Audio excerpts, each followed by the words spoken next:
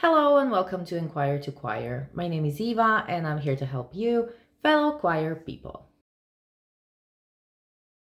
A few weeks ago, I got a comment here on the channel that said roughly something like this: how to deal with people who are really difficult in the choir know-it-alls who keep interrupting your work as a choir director. The problem is those people have been in the choir for a really long time and they have authority in the choir, so it's very difficult to deal with them. The question was, do you have any advice? This is a video about that. We have all been in that situation, unfortunately, and if you haven't been in that kind of a situation as a choir director, just wait for it. You will be in that kind of a situation. Especially in amateur choirs, non-professional choirs, you have people who are difficult. But this is a specific kind of a difficult because those people have been in the choir for a very long time, longer than you. They have seen it all. They have seen every choir director and they feel like they know more than you, the choir director. And the problem is you can't react to it in a strong way because they have the authority in the choir. You as the choir director have to be on good terms with those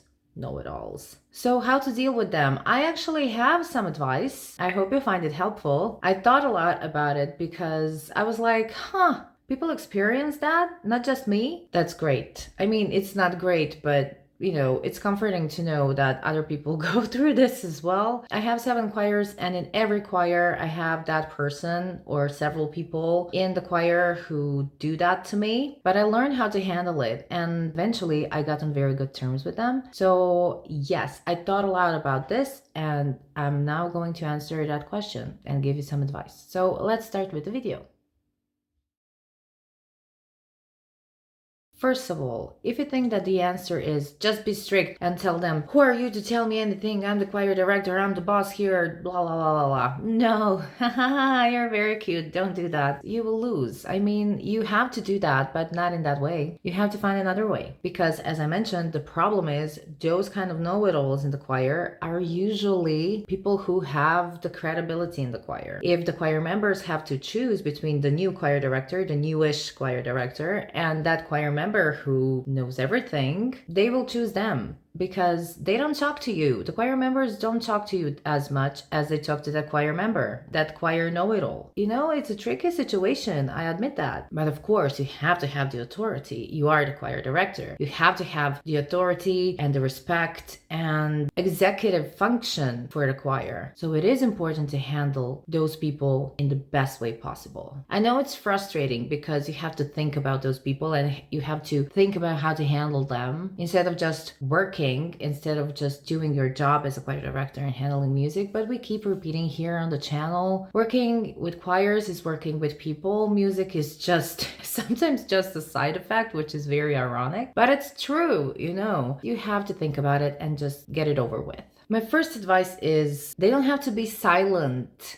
They just have to be on your side, because the side effect of getting them on your side will be that they don't have the need to show that they know what they're doing. I have to say that the choir know-it-alls are not always selfish and egotistical people who just want to show that they know stuff and they have to be important in the choir. No, usually the choir know-it-alls are afraid for the choir and they have the need to show that they know things because they want to show you, the choir director, you have to be very good. You have to care because they're not people who you can just tease. So when you look at it like that, it changes the perspective.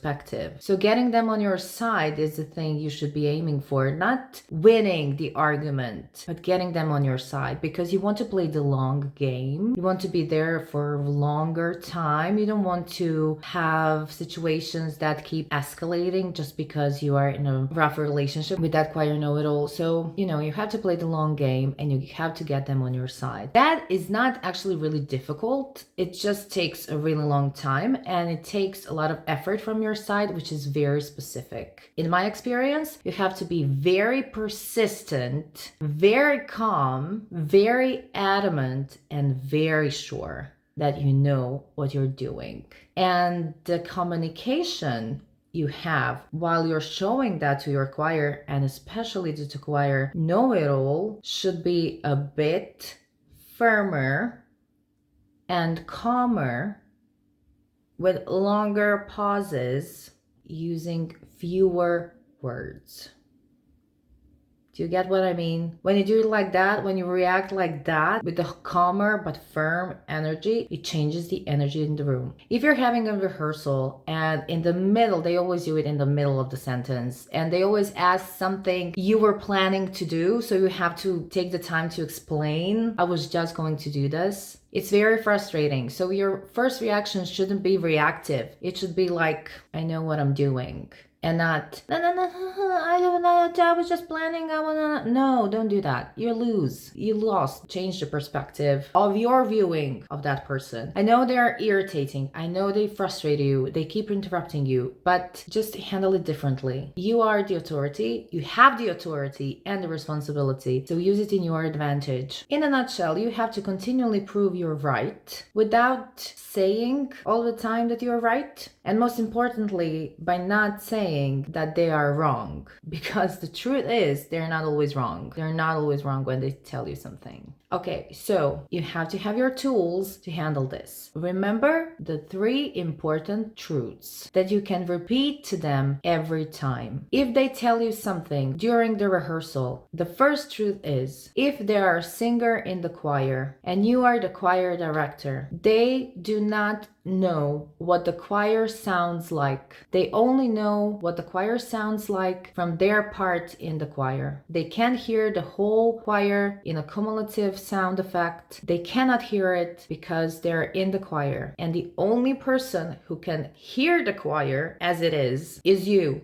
the choir director. If they ask you something or tell you something, this is the biggest truth that you can say. And it is something that is undeniable. And it is something that has something to do with acoustics and physics of sound. And you cannot beat physics. Okay, physics is physics. So there is a video here on the channel, Acoustics for Choir Directors, which explains a lot of the things. So if they tell you something and you have to reply, you can use physics as argument, or say you cannot hear the choir. I can hear the choir, but during the rehearsals you cannot hear the choir and you don't have the correct sound picture when it comes to the rehearsal, when it comes to the choir sound. The second truth is, that was before, this is now. Because those choir know-it-alls say things like, the previous choir director did it like that. Or a few years ago when we sang this piece, we sang it differently. The truth is, that was before, this is now. End of discussion. Because why would you do the same as it was done before? That was then, this is now. And the third truth is, the choir sound doesn't lie. If you as the choir director are doing things right, it will be heard. And if you give a solution and the choir does it and immediately it's shown that the instruction did the job, it doesn't lie. So if you do it enough times, then the choir know-it-all will have to speak less, because you will show that you know what you're doing. These truths seem very simple, and the question is how to handle the constant interruption, the constant demand for you explaining yourself, or the constant demeaning of your authority. If you constantly get questions during the rehearsals, sometimes you have to answer them, sometimes you don't. Sometimes they push you to answer, sometimes it's easier to reply than to let it go, and sometimes to ignore it is to make it worse. So it really takes a lot of experience with those particular people and that particular choir to see what's it all about and how they work and what will work, what doesn't. You can try it 100 different ways. Maybe something will work better than other things, but I understand the frustration when it comes to interruption. So if you keep getting interrupted and if you are fed up, like it's not something you can handle, or you think that you shouldn't be handling that all of the time, then I have 3 ways to handle it. First, either at the beginning of the next rehearsal or in the middle of this rehearsal, if the timing is right, I would give a short speech. I would do it like, straight to the point. I would just say, listen, I know you know a lot and I know you've been here for a long time. I know this, but I cannot keep being interrupted during the rehearsal because you're not letting me do my job. We can discuss all of these things you're asking me later after the rehearsal. I will be happy to talk to you. But during the rehearsal, we have to do the rehearsal, and the constant me explaining myself is wasting our time. So please refrain from the comments, from the questions in a rational manner, okay? If it's not something constructive, if it's not something regarding to the functionality of the rehearsal, please remember it, write it down, and then come to me after the rehearsal. It's being really upfront. It shows that you are the authority and you don't take their interruptions lightly, and it is disrupting the whole rehearsal and the whole choir vibe. So I would just handle it like that. And in that speech, I would say, I really wish you would trust me because I know what I'm doing, and I prepare and I plan, and there is a reason for everything that I'm doing, and I'm not about to ruin everything. I want the best for us. So give me the chance to show you that. And if there are any problems or troubles, you can talk to me. Please don't do it during the rehearsal. If they are normal people, I hope that the speech would do it, because the problem with those interruptions is they irritate the whole choir, because the people have not come to the rehearsal to listen to them. They came to the rehearsal because they want to practice with the choir and do music, and they don't want to hear someone talk, other than the choir director. You can actually set the time for comments. Okay, after the rehearsal, you can say, now we can talk. That's the second thing I would advise you, the thing you can do. Because if you give them the time and space to talk to you and to comment, then you have them at least in a small amount on your side, because you let them talk to you directly, but they don't interrupt you during the rehearsal. And the best thing about that is sometimes they have a very good point. It's not said often enough that those people who are choir know-it-alls are actually very knowledgeable when it comes to your choir, and you can use that to your advantage. So if they get the time to ask you something, if they get the time one-on-one to tell you, to comment, to say something, then you have, equal playing field. You're not exposed in front of everyone. And the most important thing, you're not interrupting the rehearsal. So setting the time or having the practice of after each rehearsal or during the break, you don't leave for the break. You stay and let them come to you for the comments. I think that could work. Or sometimes I even do this. If somebody doesn't want to come to me, but I know they have comments, I come to them during the break and I ask them, can you please explain this to me a bit more? Why are you worried? Are you worried? Is there something I should be doing differently in your opinion? And that shows that I respect them. I'm not ignoring them. I'm just handling the situation in a different way. I'm not the one who says don't communicate with those people, because they have a reason, and not every reason is a good reason, and not every person is a good person, and not every person is there for the choir. Sometimes people are there just to brag, but there are ways you can handle it. And I will say that during my career, when I approached those people like that, and I had very, very troubled people in my choirs, it's just,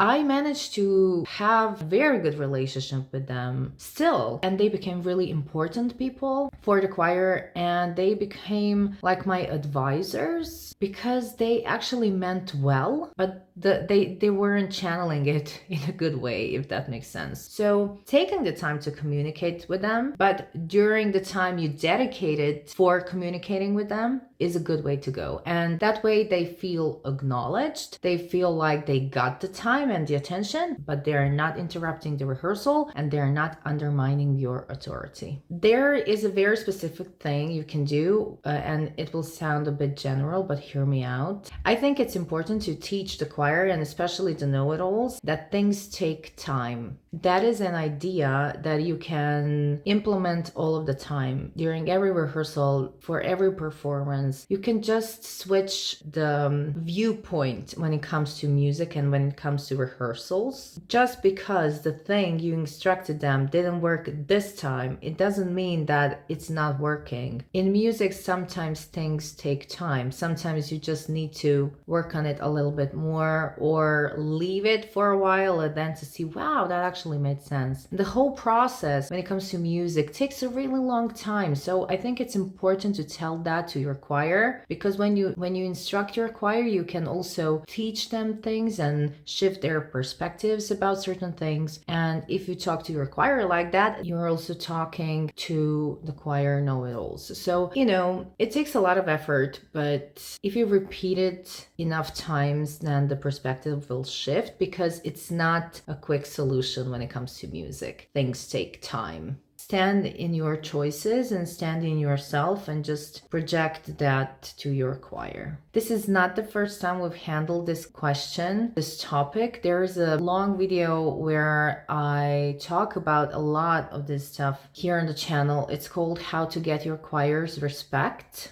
Even if you're a very inexperienced choir director, you know what you're doing, because if they haven't been a choir director, then they do not know more. When somebody gives me some criticism or advice, I always, the saying, look who's talking, not what he's saying, because it's different when it's coming from a colleague who's very experienced and from a singer who has never been a choir director. Yeah, just trust that you know what you're doing and project that to your choir and to the choir know-it-alls. Okay, so I hope you find this video helpful. Thank you for being here. Thank you for watching. If you wish to see more from Enquire to Choir, you can subscribe. And yeah, that's it. Conduct well, conductors, and I'll see you next time.